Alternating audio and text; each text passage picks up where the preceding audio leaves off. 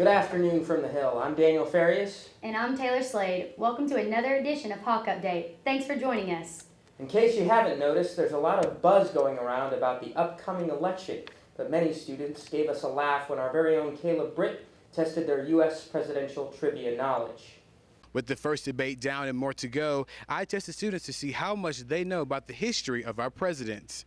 So your first question is, who is the female running for president right now? It's Hillary Clinton. Hillary Clinton. Hillary Clinton. Hillary Clinton.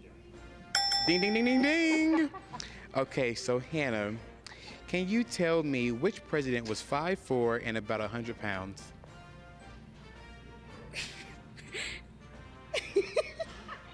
Bill Clinton. George Bush. Is this Hillary Clinton? No, I'm sorry, it's James Madison. Oh, it was like in the past. Yeah. Now this one is really easy. Okay. Which president has a Spider-Man and Conan the Barbarian comic book collection? This is supposed to be easy. Hey, you should know this stuff. Jimmy Carter. Abraham Lincoln. James Madison. Quincy Adams. Barack Obama. Obama? Yes. What is this? We want to work for the White House, so they know your stuff. Obama. Yes. Who is our current first lady? Michelle Obama.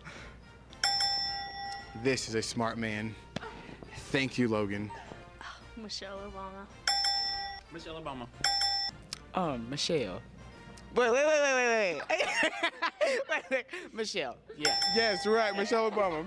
Make sure you keep watching the debates to see what happens next. I'm Caleb Britt reporting from Campus Chatter. Back to you guys in the studio. Thanks, Caleb. It's interesting to see how much students know about former presidents.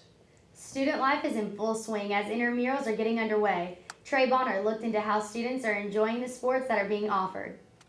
Hey Hawk fans, Trey Bonner here. With fall sports underway, there seems to be a lot of added excitement on the Hill this year with intramural sports. I got the opportunity to speak with the man in charge himself, Miles Mendiola. How does it feel to be over the entire intramural sports? And what are the responsibilities? It feels great to be in charge of intramural sports. So as an undergrad, intramurals is something I couldn't really get involved with because I was on the golf team and coach wouldn't let us play intramural sports and stuff like that. So now being able to provide this for the students is really fun because I know how much fun it can be, and I know how big it is at other schools. So my whole goal was to make it very popular and very big, like at other schools where intramurals are have a great focus on them and just like just a big deal. Students can go watch and stuff like that. Responsibilities is honestly just create events and intramurals for students to have fun. That we have right now we have basketball going on, 5-on-5 intramural basketball. There's 6 teams right now. We have games every Tuesday night at 8, 9, and 10. So we have those games, and then so as far as intramural basketball goes, we'll have that for a few weeks, and then we'll have playoffs and the championship, stuff like that.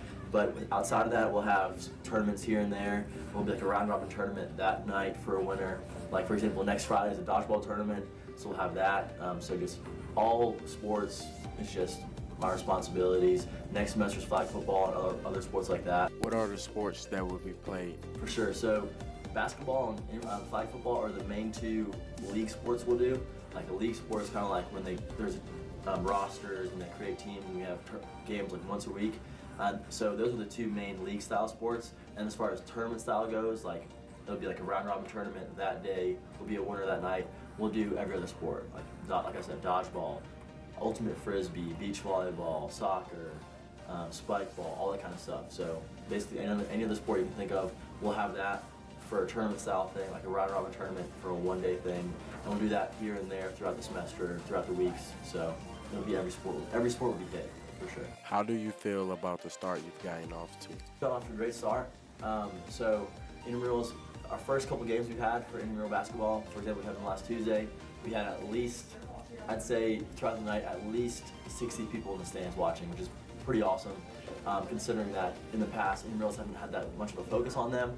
So we've been trying to promote them and market the game as much as possible so that we can get students to come watch them. Because I think they really are fun to watch and stuff like that. So I think we're off to a great start in that. And then as far as other sports go within that, we've had great turnouts to other things.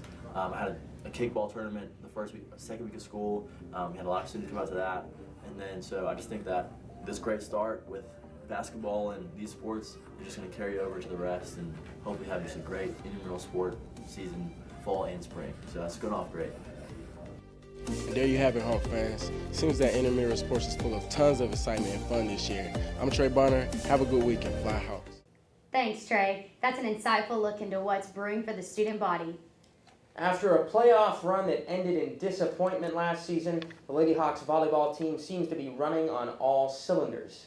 And their rapid-fire start can be attributed to a lineup of seniors who are heavy hitters. Our very own Jay Hawkins covered the story on this volleyball team's defiant resurgence. The volleyball team has had its fair share of success this season. Senior Cheyenne Frady recounts her favorite memory so far. When we beat UNA at home, just the crowd that night was awesome, and we had a lot of support, and we also, I think that was a big building block to where we want to be in the season, and that's kind of the game where we all came together and really played as a team for the first time this year. The Lady Hawks are having their way against the majority of their competition this year. Fellow senior Elizabeth Dowd said the team's success is based upon every player learning their role. I think the biggest difference is that everybody on the team's kind of found their role. I think last year the younger people had to step into roles they weren't comfortable with, and I think as older players we finally realized how to be the leader, because that's the point we were at. Every good team has an equally strong head coach, and that is no different for the Lady Hawks. John Mosley is in his 11th year at the head coaching helm. He says the success of his team this season revolves around one key concept: unity. They're very, very supportive of each other, and during matches you watch our bench. It's pretty raucous down there with players that get to play and players that aren't getting to play are equally passionate. The Lady Hawks also have key leadership on the team, and Mosley echoes that. Some of our best players are quiet leaders, the way they play and the effort they give and how competitive they are. And then we have some players that are more vocal, which you certainly need. And I would say really our seniors that don't always get to play are the vocal leaders that carry a lot of that load. And every team on Shorter's remaining schedule definitely has the game against the Lady Hawks circled. Dowd recognizes this challenge. We're number one in the conference right now, so I think that we just have no leeway, and I think a lot of teams don't want to lose to us. The road is far from over for this team, as they now have a big target on their back due to their positive results. Despite his team's many challenges ahead, Mosley is enjoying the ride and says his favorite part of his job is the people he gets to work with. The Lady Hawks' chances of going deep into the playoffs are looking good. Thanks, Jay. That's it for this edition of Hawk Update. I'm Daniel Farias. And I'm Taylor Slade. Have a great week, everyone.